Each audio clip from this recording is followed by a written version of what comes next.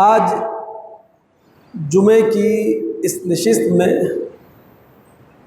ہم نفس انسانی اور نفس انسانی کے مختلف پہلوؤں کو سمجھنے کی کوشش کریں گے، لیکن قبل اس کے کہ ہم نفس انسانی سے متعلق اس کے مختلف پہلوؤں سے متعلق جانیں، چند بنیادی باتوں کو ہم سمجھ لیں۔ نفس لغت میں اس کے بہت سارے معانی ہیں، علم، عقل، قلب کے معنی میں بھی یہ لفظ آتا ہے، بڑائی اور عظمت کے معنی کے لیے بھی یہ لفظ استعمال ہوتا ہے، ارادہ اور عقوبت کے لیے بھی یہ لفظ آتا ہے، بھائی بند، اپنے آپ کو بتانا، خون، ان معنی میں بھی یہ لفظ استعمال ہے۔ نفس انسانی اور اس کے مختلف پہلوؤں کو جاننے کے لیے چند تمہیدی باتوں کو ہم جانیں۔ شاہ ولی اللہ مودودی دہلوی رحمۃ اللہ علیہ نے حجت اللہ البالغہ میں یہ بات لکھی ہے کہ روح کی دو قسمیں ہیں، ایک روح حیوانی ہے، دوسری روح انسانی ہے۔ روح حیوانی جو جسم کے اندر مختلف صورتوں میں دوڑ رہی ہے، چاہے وہ خون کی شکل میں ہو، سانس کے آنے اور جانے کی شکل میں ہو، یا رگے دل کی شکل میں ہو۔ جب یہ روح طب اور میڈیکل کے اصولوں کی روشنی میں متناسب انداز میں کام کرے تو یہ روح حیوانی بڑی مضبوط ہے، پاورفل ہے، لیکن اگر طب اور میڈیکل کے متناسب اصولوں پر یہ روح حیوانی کام نہ کرے تو وہ کمزور ہے۔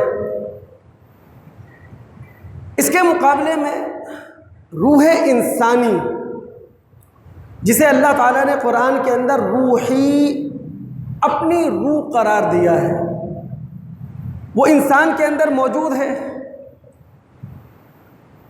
علم کی شکل میں، قدرت کی شکل میں، ارادے کی شکل میں، تمیز کی شکل میں، شعور کی شکل میں، عقل کی شکل میں۔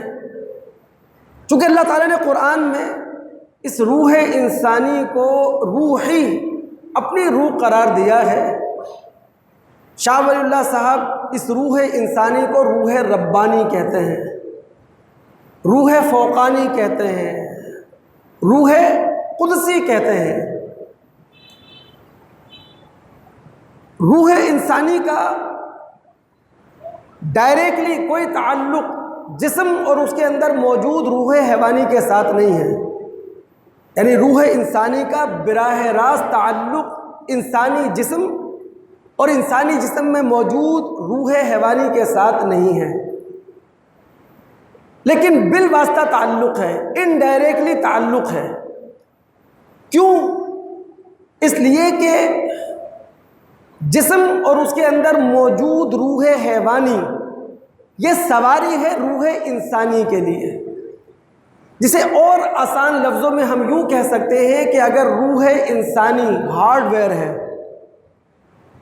تو روح انسانی اگر سافٹ ویئر ہے تو روح حیوانی یہ ہارڈ ویئر ہے۔ اب روح انسانی جب سافٹ ویئر ہے، اس کو اپنے اظہار کے لیے، اپنے وجود کو سامنے لانے کے لیے ہارڈ ویئر کی ضرورت ہے، اور وہ ہے جسم اور اس کے اندر موجود روح حیوانی۔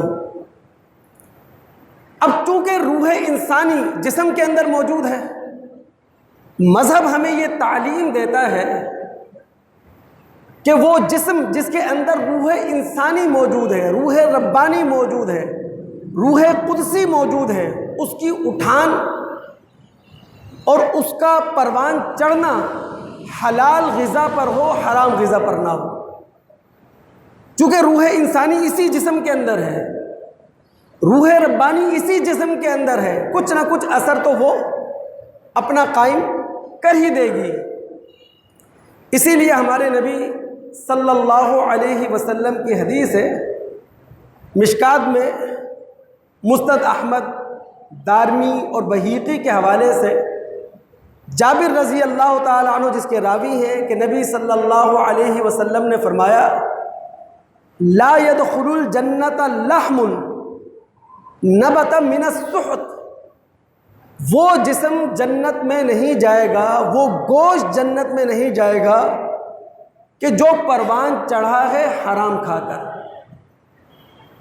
وہ کل لحم نبت من السحت، اور ہر وہ جسم، ہر وہ گوشت جو حرام پر پروان چڑھا ہے، کانت النار اولا بھی، جہنم اس کا ٹھکانہ ہو۔ یہی بات عقل کے مطابق ہے اور یہی بات ہماری فطرت سے مطابقت رکھتی ہے۔ دوسری بات اچھے طریقے سے ذہن نشین کر لیں،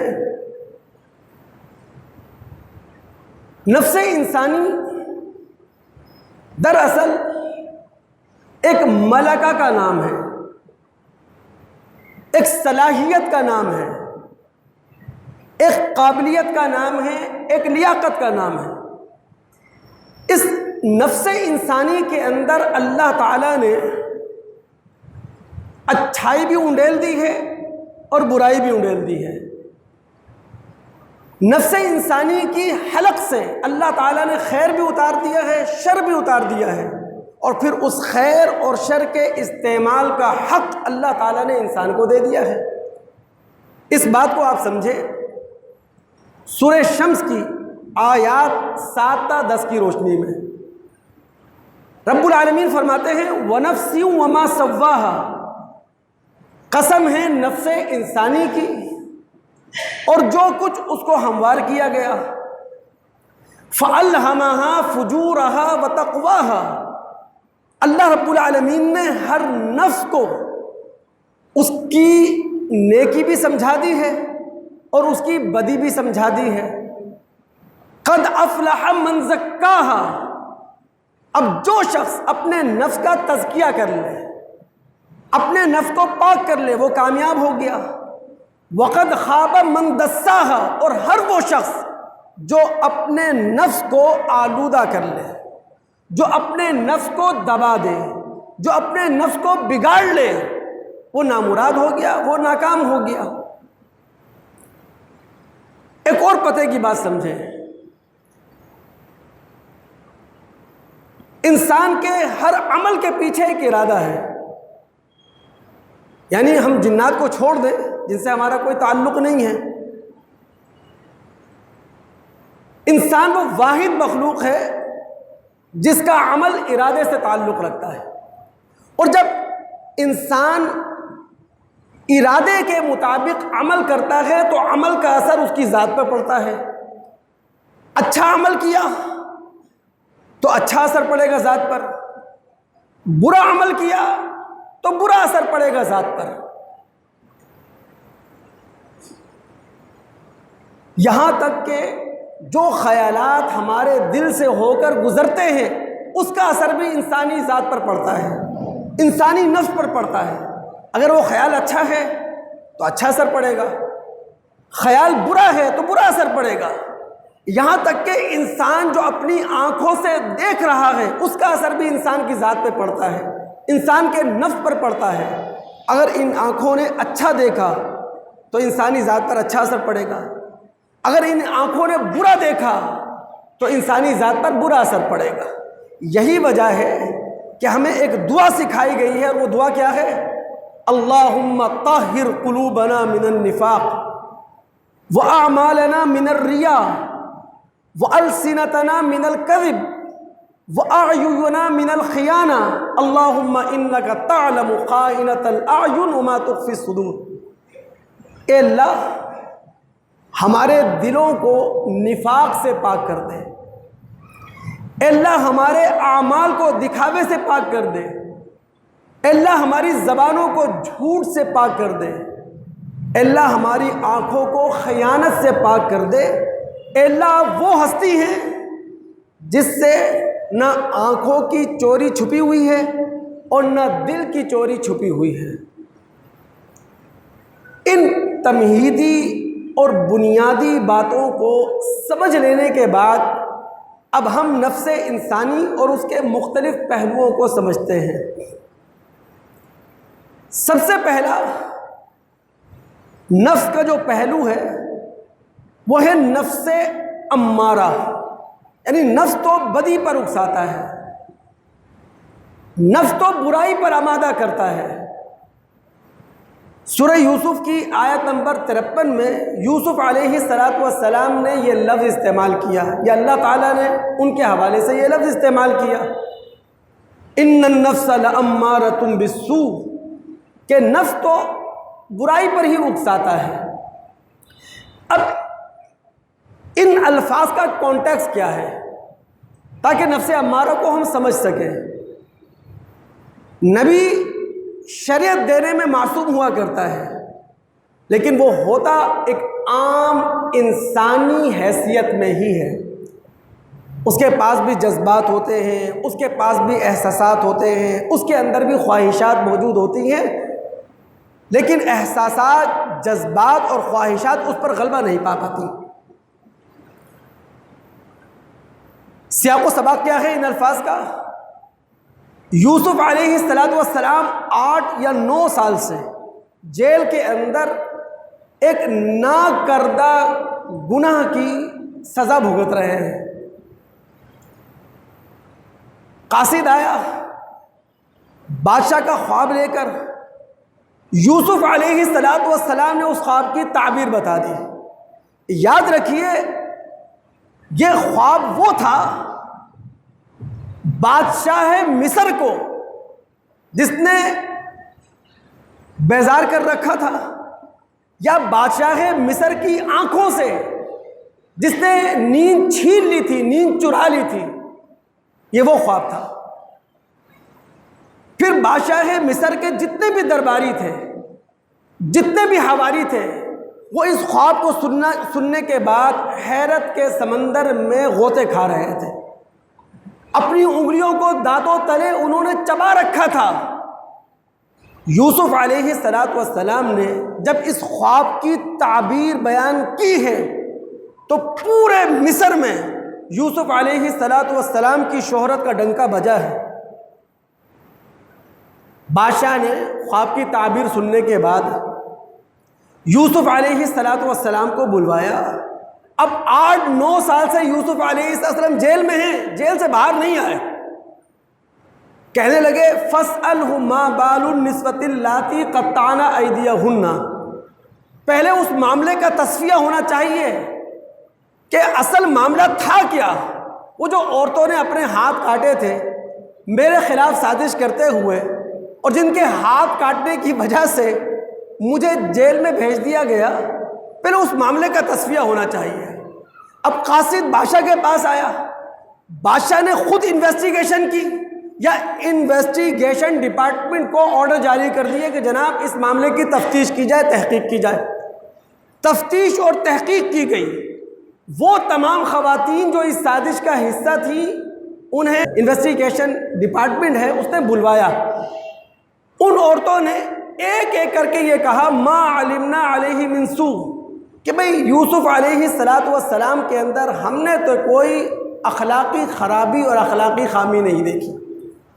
اور جو اس سازش کا سرچشمہ تھی زلیخا عزیز مصر کی بیوی، وہ کہنے لگی الان حس الحق انا راودتہ عن نفسی وانہ لمن الصادقین، اب سچائی سامنے آ چکی ہے، میں ہی غلط کار تھے۔ یوسف علیہ السلام نے کوئی غلط قدم میرے خلاف نہیں اٹھایا تھا۔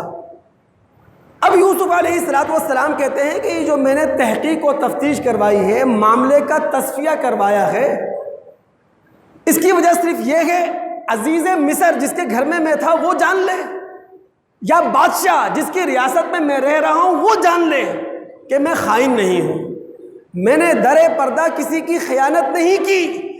پھر یوسف علیہ السلام فرماتے ہیں وَمَا أُبَرِّئُ نَفْسِي، میں اپنے آپ کو یا اپنے نفس کو بری ذمہ قرار نہیں دے رہا، ان النفس لامارۃ بالسوء، اس لیے کہ نفس تو بدی پر آمادہ کرتا ہی ہے، نفس تو بدی پر ابھارتا ہی ہے، الا ما رحم ربی، اور نفس امارہ کے تقاضوں سے، مطالبوں سے صرف وہی لوگ اپنے آپ کو بچا پاتے ہیں جن پر اللہ رب العالمین کی رحمت ہو۔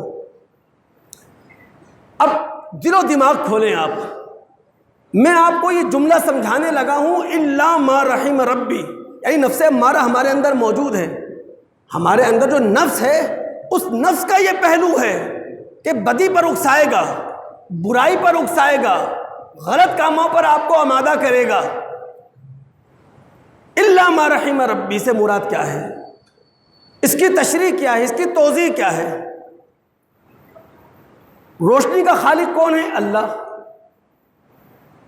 تاریکی کا خالق کون ہے؟ اللہ۔ خیر کا خالق اللہ، شر کا خالق بھی اللہ۔ یعنی اگر بدی کا ظہور ہوتا ہے تو اللہ کی مشیت سے، اور اگر نیکی کا ظہور ہوتا ہے یہ بھی اللہ کی مشیت سے۔ خیر اور شر میں فرق کیا ہے؟ لیکن خیر کا ظہور ہوگا اللہ رب العالمین کی رحمت کے تقاضے سے، اور شر جب بھی سامنے آئے گا وہ انسان کے اپنے اختیار کے غلط استعمال سے۔ خیر جب بھی سامنے آیا، نیکی جب بھی سامنے آئے گی، اچھائی جب بھی سامنے آئے گی، وہ اللہ رب العالمین کی رحمت کا تقاضا ہوگا۔ لیکن یاد رکھیے اللہ رب العالمین کی رحمت اصولوں پر ہی برستی ہے، اور شر کا جب بھی ظہور ہوگا، بدی کا جب بھی ظہور ہوگا، وہ انسان کے اپنے اختیار کے غلط استعمال سے۔ اس کو ہم سمجھتے ہیں سورہ نساء کی آیت نمبر 78 اور 79۔ منافقین مدینہ کا نبی علیہ السلام کے ساتھ ایک عجیب معاملہ تھا۔ جب نبی علیہ السلام اور آپ کے صحابہ کے قدم کامیابی چوم لیتی تو منافقین مدینہ کہتے ہیں ہاذہ من عند اللہ، یہ جو کامیابی ملی ہے اللہ تعالیٰ کی طرف سے ملی ہے۔ لیکن جہاں کہیں نبی علیہ السلام یا آپ کے صحابہ کسی مہم میں ناکام ہو جاتے تو کہتے ہیں ہاذہ من عندک، اے محمد صلی اللہ علیہ وسلم یہ آپ کی وجہ سے ناکامی کا منہ دیکھنا پڑا، آپ کے غلط فیصلے تھے نعوذ باللہ، آپ کی غلط تدبیر تھی، آپ کی غلط منصوبہ بندی تھی۔ تو اللہ تعالیٰ نے اس موقع پر کہا ما اصابک من حسنۃ فمن اللہ وما اصابک من سیئۃ فمن نفسک، جو بھی کامیابی ملتی ہے اللہ کی طرف سے، اور جو ناکامی کا منہ تم انسانوں کو دیکھنا پڑتا ہے اس کی وجہ تمہاری غلطی ہوتی ہے، اس کی وجہ تمہارے غلط فیصلے ہوتے ہیں، اس کی وجہ تمہاری غلط منصوبہ بندی ہوتی ہے، نامکمل منصوبہ بندی ہوتی ہے۔ تو الا ما رحم ربی، نفس امارہ کے تقاضوں سے وہی شخص اپنے آپ کو بچا سکے گا جو اللہ تعالیٰ کے سامنے اپنے آپ کو اس قابل بنا لے کہ اللہ رب العالمین کی رحمت اس پہ برسے۔ الا ما رحم ربی۔ تو ہر مسلمان کو چاہیے کہ وہ نفس امارہ کے غلط تقاضوں سے اپنے آپ کو جس حد تک بچا سکتا ہے بچانے کی کوشش کریں۔ یاد رکھیے نفس امارہ کبھی آپ کا ساتھ چھوڑے گا نہیں، صحابہ کا ساتھ نہیں چھوڑا اس نے، تابعین کا ساتھ نہیں چھوڑا، تبع تابعین کا ساتھ نہیں چھوڑا، محدثین فقہا کا ساتھ نہیں چھوڑا۔ ایک مثال میں آپ کے سامنے رکھوں، محمد بن جریر الطبری وہ اپنی کتاب تاریخ الرسل والملوک کے اندر ایک واقعہ لکھتے ہیں بیر موتا سے متعلق، جو جنگ موتا ہوئی تھی اس کے متعلق 8 ہجری میں یہ جنگ پیش آئی ہے۔ نبی صلی اللہ علیہ وسلم مہم پر صحابہ کو روانہ کر رہے ہیں۔ آپ فرماتے ہیں اس مہم کا جو سردار ہے وہ ہے زید بن حارثہ۔ اگر اللہ نہ کرے ان کے ساتھ کوئی مسئلہ پیش آ جائے تو اس کے بعد جو کمان ہاتھ میں آئے گی وہ جعفر بن ابی طالب رضی اللہ تعالیٰ عنہ کے ہاتھ میں، اور ان کے ساتھ کوئی معاملہ پیش آ گیا تو پھر اس فوج کی قیادت عبداللہ بن رواحہ کے ہاتھوں میں ہوگی۔ یہ بات اللہ کے رسول نے کہی۔ اب نبی صلی اللہ علیہ وسلم کے چچا زاد ہیں، نبی صلی اللہ علیہ وسلم کے کزن ہیں، ابو طالب کے صاحبزادے ہیں جعفر بن ابی طالب، وہ کھڑے ہو گئے، اور جو مؤرخ نے الفاظ لکھے ہیں وہ ہے فوثب جعفر، جعفر لپک کر اٹھے ہیں۔ اور لپک کر اٹھنا مطلب جذبات اندر ہوتے ہیں، ایک ہے خاموشی سے اٹھ جانا اور ایک ہے لپک کر اٹھنا، فرق ہوتا ہے ان دو باتوں میں۔ اس کا مطلب ہے کچھ نہ کچھ جذبات ان کے اندر موجود تھے۔ لپک کر اٹھے اور کہنے لگے کہ اللہ کے رسول صلی اللہ علیہ وسلم، آپ نے مجھ پر ترجیح دی ہے زید بن حارثہ رضی اللہ تعالی عنہ کو، میں اس مہم کے ساتھ نہیں جاتا۔ اب نبی صلی اللہ علیہ وسلم، اب نفس وارہ ہے نا، نفس امارہ نے برانگیختہ کیا، نفس امارہ نے انہیں آمادہ کیا، وہ رسول اللہ صلی اللہ علیہ وسلم کے مقابلے پر عارضی بنیادوں پر کھڑے ہو گئے، اپنا احتجاج انہوں نے ریکارڈ بھی کروا دیا۔ اب نبی صلی اللہ علیہ وسلم نے ان کی توجہ دلائی کہ اے جعفر، تمہیں نہیں معلوم کہ کیا بات صحیح ہے، امضی، تم اس کا حصہ بنو۔ اس کا مطلب یہ ہے جعفر بن ابی طالب رضی اللہ تعالی عنہ وقتی طور پر نفس امارہ سے مغلوب ہوئے، لیکن مومن کا دل ہمیشہ زندہ رہتا ہے۔ نبی صلی اللہ علیہ وسلم کے توجہ دلانے پر انہوں نے اپنی غلطی مان لی، اپنی غلطی تسلیم کر لی۔ تو نفس امارہ کبھی ہم سے جدا ہونے والا ہے نہیں، صرف ہوشیار رہنا ہے، اپنے آپ کو ہوشیار رکھنا ہے۔ ایک مومن اپنی غلطی فوراً تسلیم کرتا ہے اور اسے تسلیم کر لینی چاہیے۔ موجود وقت کے لحاظ سے اگر ایک بات کروں، جب علمی دنیا میں یہ بات بالکل واضح ہو چکی ہے، جب علمی دنیا میں یہ بات بالکل واضح ہو چکی ہے کہ وہ تفسیر جو زمانوں سے سفر کرتی ہوئی آ رہی ہے اور جس کی بنیاد غالباً ابن عباس رضی اللہ تعالیٰ عنہ کے شاگرد ہیں اکرمہ، اس غلطی کو تسلیم کر لینا چاہیے، یعنی عام مسلمان بھی اس غلطی کو تسلیم کر لے، اس وقت کا عالم بھی اس غلطی کو تسلیم کر لے۔ وہ جو سورہ دخان کی آیت نمبر 3 ہے، اِنَّا أَنزَلْنَاهُ فِي لَيْلَةٍ مُبَارَكَةٍ، اکرمہ وہ شخص ہیں جنہوں نے یہ کہا کہ جناب لیلۃ مبارکہ سے مراد نصف شعبان ہے۔ اس کے بعد یہ غلطی مستقل سفر کرتے ہوئے آج تک لوگوں کے اندر بیان ہو رہی ہے، حالانکہ خود اکرمہ کے جو استاد ہیں ابن عباس رضی اللہ تعالیٰ عنہ، ابن عمر رضی اللہ تعالیٰ عنہ، مجاہد ہیں، قتادہ ہیں، حسن بصری ہیں، ابن جبیر ہیں، ابو زید ہیں، مفسرین کی عظیم اکثریت وہ کہتی ہے لیلۃ مبارکہ سے مراد لیلۃ القدر ہے۔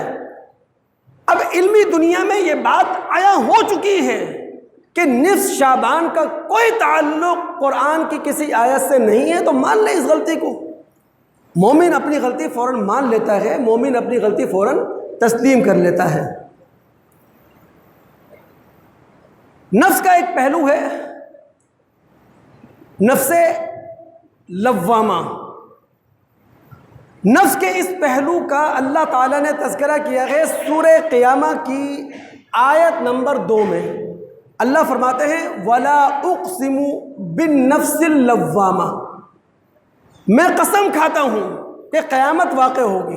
اللہ تعالیٰ قسم کھا رہا ہے کہ میں قسم کھاتا ہوں قیامت واقع ہوگی. اس کی دلیل کیا ہے؟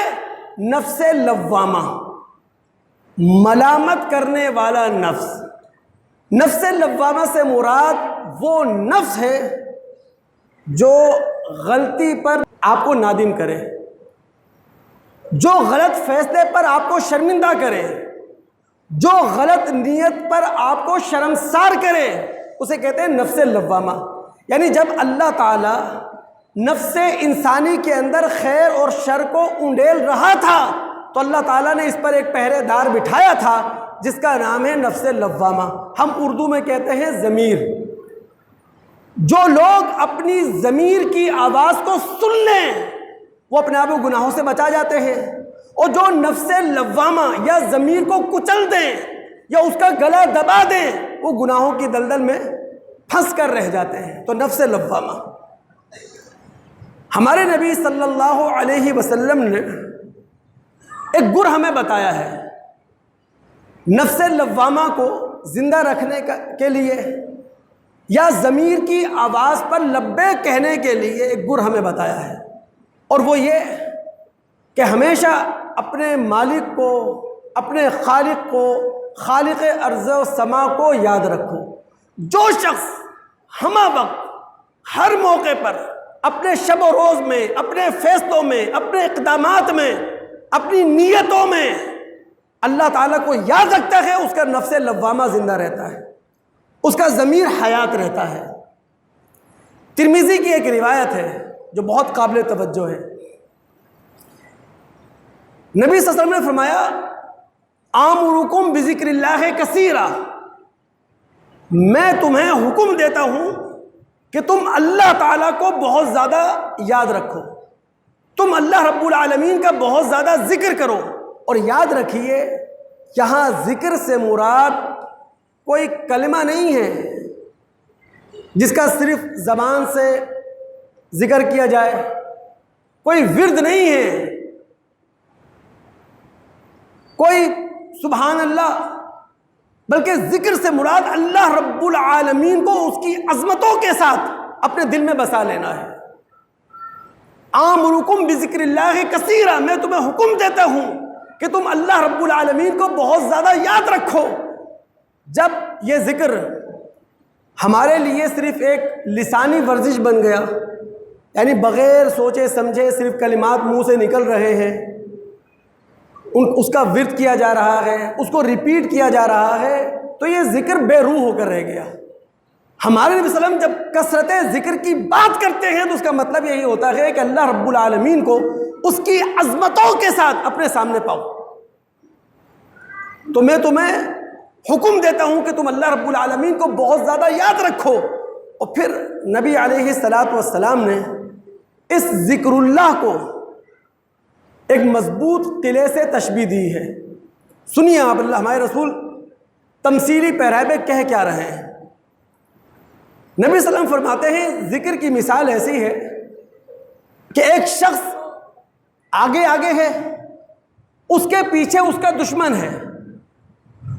دشمن بہت تیزی دکھا رہا ہے، یعنی اگر وہ شخص چل رہا ہے اپنے آپ کو بچانے کے لیے تو دشمن دوڑ رہا ہے اس کے پیچھے اسے پکڑنے کے لیے. نبی صلی اللہ علیہ وسلم فرماتے ہیں وہ شخص اپنے آپ کو بچاتے بچاتے اتا حصنًا حصینًا، ایک مضبوط قلعے میں اپنے آپ کو بند کر لیتا ہے. فأحرز نفسه فیہ، اور پھر وہاں قید ہو کر اپنے آپ کو دشمن سے بچا لیتا ہے. اللہ کے رسول فرماتے ہیں وَكَذَلِكَ الْعَبْدُ لَا يَنْجُو مِنَ الشَّيْطَانِ إِلَّا بِذِكْرِ اللَّهِ، اسی طرح کوئی بھی شخص شیطان جو دشمن ہے اس سے اپنے آپ کو بچا نہیں سکتا سوائے اللہ کے ذکر سے. یعنی شیطان ہمارا دشمن ہے، ہم آگے آگے ہیں وہ ہمارے پیچھے ہیں، ہم چل رہے ہیں وہ دوڑ رہا ہے وہ پکڑنے کے لیے.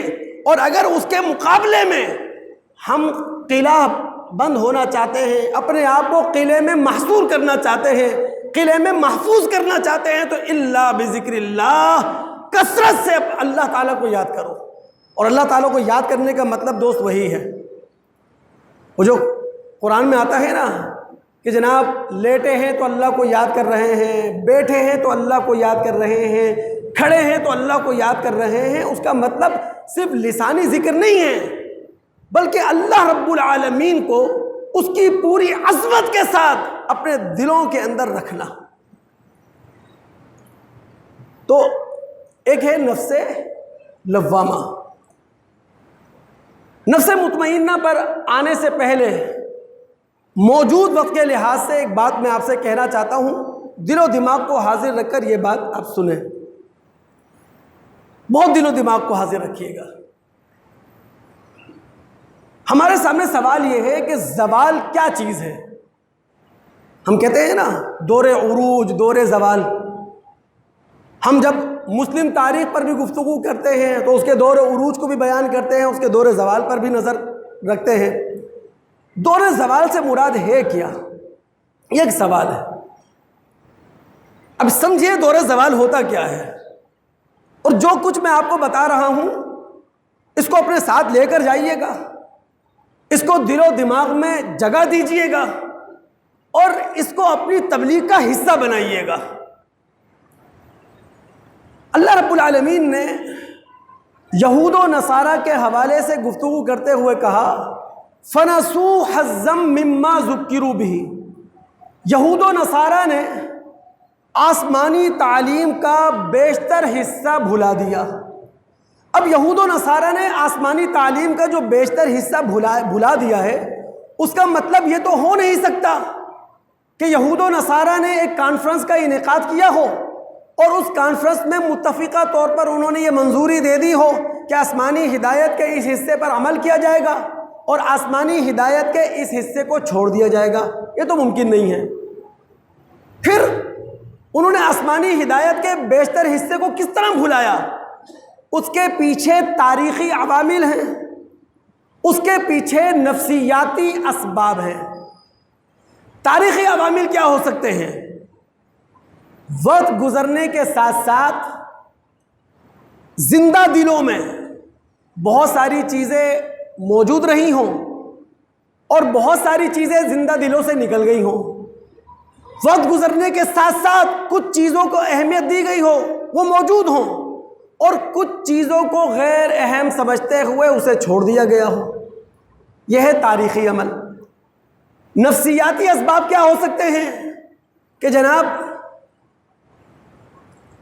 نبیوں کے گزر جانے کے بعد، کتابوں کے نزول کو عرصہ گزر جانے کے بعد ایسا ہوتا ہے کہ کوئی بھی ملت، کوئی بھی قوم عمل کی روح سے دور ہو جاتی ہے اور عمل کی ظاہری شکل کو اپنے گلے کا ہار بنا لیتی ہے۔ عمل کی روح ایک طرف رہ گئی، عمل کی روح کو پھینک دیا گیا، پس پش ڈال دیا گیا، لیکن عمل کا ظاہری ڈھانچہ اس ملت کے اندر، اس قوم کے اندر موجود ہے۔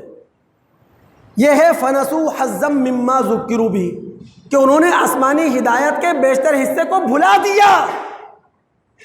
کوئی بھی نبی ہو، اس کی نگاہ میں اصل اہمیت معنی کی ہوتی ہے، ظاہر کی نہیں ہوتی، روح کی ہوتی ہے، ظاہری عمل کی نہیں ہوتی۔ ایک مثال آپ کے سامنے رکھوں، جو لوگ حج پر جا چکے ہیں انہیں اچھی طرح معلوم ہے، جو لوگ حج پر نہیں گئے ہیں وہ بھی جانتے ضرور ہیں کہ 10 ذی الحج کو حاجی 4 عمل کرتے ہیں۔ ان کی ترتیب کچھ یوں ہے، پہلے کنکریاں مارتے ہیں، پھر قربانی کرتے ہیں، پھر حجامت بنواتے ہیں اور پھر بیت اللہ کا طواف کرتے ہیں۔ بخاری، مسلم، ابو داؤد کے اندر روایت موجود ہے، نبی صلی اللہ علیہ وسلم نے اپنی اسلامی تاریخ کا جب پہلا اور آخری حج کیا تو بہت سارے صحابہ اللہ کے رسول کے پاس آئے، کہنے لگے اللہ کے رسول صلی اللہ علیہ وسلم یہ ترتیب قائم نہیں رہی۔ کسی نے کہا کہ اللہ کے رسول پہلے قربانی کر لی، بعد میں نے کنکریاں ماری۔ کسی نے کہا اللہ کے رسول پہلے میں نے حجامت بنوا لی، بعد میں مجھے خیال آیا کنکریاں مارنے کا۔ اور اس دن جو شخص اپنی ترتیب کی غلطی لے کر اللہ کے رسول کے پاس آیا کہ اللہ کے رسول ترتیب بدل گئی، تقدیم تاخیر ہو گئی، جو پہلے عمل کرنا تھا وہ بعد میں کیا، جو بعد میں کرنا تھا وہ پہلے کر لیا۔ اللہ کے رسول کا جواب کیا تھا؟ افعل ولا حرج، بھائی اپنا حج جاری رکھو، کوئی مسئلہ نہیں ہے۔ یعنی رسول کی جو نگاہ ہے وہ عمل کی روح پر ہے، عمل کے ڈھانچے پر نہیں ہے، عمل کے ظاہر پر نہیں ہے۔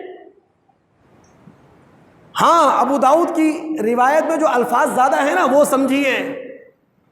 اللہ کے رسول صلی اللہ علیہ وسلم نے ایک شخص سے کہا افعل ولا حرج، کوئی مسئلہ نہیں ہے، ترتیب اگر ادھر ادھر ہو گئی ہے۔ حرج تو اس شخص کے لیے ہے جس نے مسلمان کو بے عزت کیا، وہ اس امت کا ظالم ہے، اس نے اپنے آپ کو ہلاک کیا۔ یعنی ترتیب بدل گئی کوئی مسئلہ نہیں ہے، لیکن حرج اس کے لیے ہے جو مسلمان کو ذلیل کرے، جو مسلمان کو رسوا کرے، وہ اس امت کا ظالم ہے۔ تو جب بھی کسی بھی ملت، کسی بھی قوم کے اندر عمل کا صرف ظاہری ڈھانچہ رہ جائے اور لوگ اس ظاہری ڈھانچے کی رونق کو بڑھائیں، ان کی ساری محبتیں، اپنائیتیں عمل کے اس ظاہری ڈھانچے کے ساتھ ہوں اور عمل کی روح مردہ پڑی ہوئی ہو، سمجھ لیں زوال آ گیا۔ اس کی چھوٹی سی مثال میں آپ کے سامنے رکھوں، یہ میں ایک ایماندارانہ بات اور علمی بات آپ کے سامنے رکھنا چاہتا ہوں۔ جن لوگوں کا مطالعہ ہے وہ جانتے ہیں نصف شعبان سے متعلق 90% روایات موضوع، من گھڑت اور انتہا درجے کی ضعیف ہیں۔ 90% سے زائد روایات نصف شعبان سے متعلق۔ قاضی ابوبکر ابن عربی اپنی کتاب احکام القرآن کے اندر لکھتے ہیں کہ نصف شعبان سے متعلق جتنی روایات آئی ہیں ناقابل اعتماد ہیں، چاہے اس کی فضیلت کے حوالے سے روایات ہوں، چاہے اس رات تقدیر کے فیصلے ہوتے ہوں اس مضمون کے حوالے سے ہوں، کوئی روایت قابل اعتماد نہیں ہے۔ اب اگر کوئی شخص، کوئی بھی مسلمان ضعیف روایات پر انفرادی حیثیت میں عمل کرنا چاہتا ہے تو کرے، کوئی مسئلہ نہیں ہے، لیکن ضعیف روایات پر مذہب کا ایک فیسٹیول بنا لیا جائے اور ایک فیسٹیول ایجاد کر لیا جائے تو اس سے ہم عمل کی روح کو مزید مردہ کر رہے ہیں۔ پھر شارٹ کٹ لوگ تلاش کرتے ہیں کہ جناب اس رات میں اگر یہ عمل کر لیں تو جنت میں جانے کا راستہ آسان ہے، اس کے بعد پوری زندگی اندھیرے میں ہے، مرنے والا مر رہا ہے اسی کوئی فکر نہیں ہے، رشتے ٹوٹ رہے ہیں کوئی فکر نہیں ہے، کرپشن بڑھتی چلی جا رہی ہے کوئی مسئلہ نہیں ہے، جھوٹ کا بازار گرم ہو کوئی مسئلہ نہیں ہے، 2 نمبری ہو، بازاروں کے اندر جو کچھ بک رہا ہو وہ 2 نمبر ہو، کوئی مسئلہ نہیں ہے، شارٹ کٹ لوگ تلاش کرتے ہیں۔ تو لہٰذا ضعیف روایات پر اصولی طور پہ سمجھ لیں کہ فضیلت کے حوالے سے جو ضعیف روایات ہیں اگر کوئی انفرادی حیثیت سے عمل اس پہ کرنا چاہے تو کرے، لیکن اگر اس کو آپ فیسٹیول کی شکل دیں تو پھر یہ اسلام کے ساتھ، مذہب اسلام کے ساتھ، محمد رسول اللہ علیہ وسلم کے دین کے ساتھ ایک طرح کی زیادتی ہوگی، اور یہ چھوٹی موٹی زیادتی نہیں ہے، بہت بڑی زیادتی ہے۔ گویا کہ مسلم دنیا اپنے زوال کے وقت سے گزر رہی ہے۔ اللہ تعالیٰ سمجھنے کی توفیق عطا فرمائے، اللہ رب العالمین ہم سب پر رحم فرمائے۔ بہرحال تو نفس امارہ، نفس لوامہ اور اس کے بعد نفس مطمئنہ، میں آپ سے 2-4 منٹ لوں گا، توجہ رہے آپ کی۔ اطمینان عربی میں کہتے ہیں داخلی امن کو، یعنی اندر کی دنیا باغ باغ ہو، اندر کی دنیا سرسبز و شاداب ہو، اندر کی دنیا نکھری ہوئی ہو، اندر کی دنیا کلین ہو، اسے کہتے ہیں نفس مطمئنہ۔ اللہ تعالیٰ کہہ رہا ہے یا ایتھا النفس المطمئنہ، اے نفس مطمئن، ارجعی الی ربک راضیۃ مرضیہ، اپنے رب کی طرف پلٹ، اس لیے کہ تو اپنے نیک انجام سے خوش ہے اور تیرا رب تجھ سے راضی ہے۔ اب ہمارے سامنے سوال یہ ہے کہ نفس انسانی نفس مطمئنہ بنتا کیسے ہے؟ نمبر ایک، اگر ہم سب یہ چاہتے ہیں کہ ہمارا نفس مطمئنہ بن جائے تو اس کے لیے ضروری ہے کہ انسانی جذبات نفس امارہ کے پیچھے سفر نہ کریں۔ انسانی جذبات نفس امارہ کے پیچھے سفر کرنا چھوڑ دیں۔ جس دن انسانی جذبات، انسانی خواہشات نے نفس امارہ کے پیچھے سفر کرنا چھوڑ دیا، نفس مطمئنہ بن جائے گا۔ وہ جو اللہ تعالیٰ نے سورہ نازعات میں کہا فَأَمَّا مَن طَغَىٰ وَآثَرَ الْحَيَاةَ الدُّنْيَا فَإِنَّ الْجَحِيمَ هِيَ الْمَأْوَىٰ، وہ شخص جس نے سرکشی کی، جو اللہ کے مقابلے پہ کھڑا ہو گیا، وہ شخص جس نے دنیا کی زندگی کو آخرت پر ترجیح دی، اس کا ٹھکانہ جہنم ہے۔ وَأَمَّا مَنْ خَافَ مَقَامَ رَبِّهِ وَنَهَى النَّفْسَ عَنِ الْهَوَىٰ فَإِنَّ الْجَنَّةَ هِيَ الْمَأْوَىٰ، اور وہ شخص جو اپنے رب کے سامنے کھڑا ہونے سے ڈر گیا، جس نے اپنے آپ کو خواہشات کا غلام نہ بنایا، اس کا ٹھکانہ جنت ہے۔ دوسری چیز، اگر ہم چاہتے ہیں کہ ہمارا نفس مطمئن ہو تو پھر ہم اپنے آپ کو عقل خود بھی نہ بنائیں، عقل جہاں بھی بنائیں۔ عقل خود بھی صرف اپنے آپ کو دیکھنا، عقل جہاں بھی دنیا کو دیکھنا، دیگر انسانوں کو دیکھنا۔ دیکھیں، یہ سورہ فجر ہے، سورہ فجر کی آیت نمبر 27 ہے۔ اب نفس مطمئنہ کو ہم اسی صورت کے اندر تلاش کرتے ہیں۔ اللہ تعالیٰ کہتے ہیں اس صورت کے اندر نفس مطمئنہ وہ ہے جو حقیقت اور سچائی کو تلاش کرے آفاق میں۔ نفس مطمئنہ وہ ہے جو حقیقت اور سچائی کو تلاش کرے تاریخ میں۔ نفس مطمئنہ وہ ہے جو دولت کا پجاری نہ ہو، جو پیسے کے پیچھے اندھا نہ ہو، جو پیسے کے پیچھے بھاگنے والا نہ ہو، جو دولت کے ڈھیر پر بیٹھ کر اپنے آپ کو فرعون اور نمرود سمجھنے والا نہ ہو، وہ نفس مطمئنہ ہے۔ نفس مطمئنہ کبھی بھی یتیم کا مال نہیں دباتا، نفس مطمئنہ کبھی بھی مسکین کا حق نہیں دباتا، نفس مطمئنہ وارثوں کو ان کا حق دیا کرتا ہے، وارثوں کے حق پہ ڈاکہ نہیں مارتا۔ یا ایتھا النفس المطمئنہ۔ اور آخری بات، اگر ہم چاہتے ہیں کہ ہمارا نفس مطمئنہ ہو تو ہم اپنے اللہ کو راضی کریں، اور اللہ تعالیٰ کو راضی کرنے کا مطلب صرف اتنا سا ہے کہ اللہ تعالیٰ کے جو اوامر ہیں ان پر عمل کریں، اللہ تعالیٰ کے جو نواہی ہیں ان سے اپنے آپ کو روک لیں۔